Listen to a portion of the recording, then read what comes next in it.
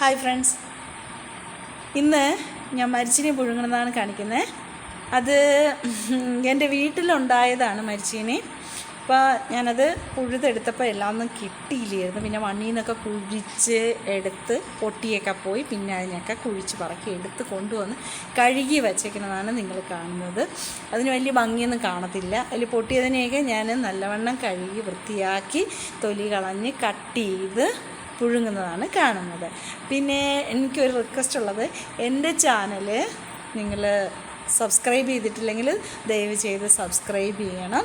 പിന്നെ എൻ്റെ ചാനലിൽ എൻ്റെ വീഡിയോസ് കണ്ടിട്ട് ഇഷ്ടമാവുകയാണെങ്കിൽ ലൈക്ക് തരണം. പിന്നെ അതിൽ നിങ്ങളുടെ വിലപ്പെട്ട കമൻറ്റും തരണം. എന്നെ സപ്പോർട്ട് ചെയ്യണം. ഓക്കെ, ഇനി വീഡിയോ കണ്ടു നോക്കാം. ഓക്കെ, അപ്പോൾ ഇതാണ് മരിച്ചീനി. പിന്നെ അത് തിളച്ച വെള്ളത്തിൽ കുറച്ച് വെള്ളം അടുപ്പി വെച്ച് തിളച്ചതിന് ശേഷം അതിൽ കുറച്ച് മരിച്ചിനി അരിഞ്ഞ് കഴുകി ഇട്ടതിന് ശേഷം അതിൽ കുറച്ച് ഉപ്പും പിന്നെ മഞ്ഞൾപ്പൊടി ഇട്ട് വേവിക്കണം.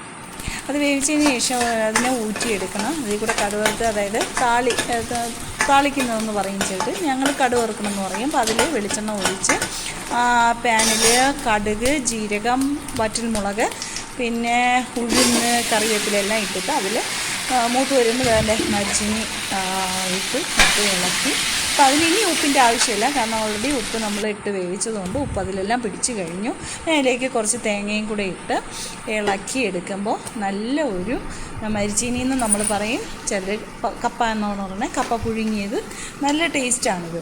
ഇതിന് കറിയുടെ ആവശ്യമില്ല, കാരണം ഇത് നല്ല ടേസ്റ്റാണ് കഴിക്കാനായിട്ട്. ഇതിന് വേറെ കറിയൊന്നും വേണ്ട. എങ്കിലും എൻ്റെ കുട്ടികൾക്ക് കഴിക്കണമെങ്കിൽ അതിന് കപ്പ, അതിൻ്റെ കൂടെ മീൻ കറിയോ അല്ലെങ്കിൽ ഏതെങ്കിലും അച്ചാർ, മാങ്ങയുടെ അച്ചാർ എന്തെങ്കിലും ഉണ്ടെങ്കിലേ കഴിക്കുള്ളൂ. അപ്പം മീൻ കറി ഉണ്ടെന്ന്. അപ്പോൾ കപ്പ പുഴുങ്ങി മീൻ കറിയുമായിട്ടാണ് ഇന്നത്തെ ഭക്ഷണം. അപ്പോൾ നിങ്ങളെല്ലാവരും ഇതൊന്ന് ട്രൈ ചെയ്ത് നോക്കണം. നല്ല ടേസ്റ്റാണ് ഈ കപ്പ പുഴുങ്ങിയത്. Okay, bye bye. Thank you for watching. Thank U.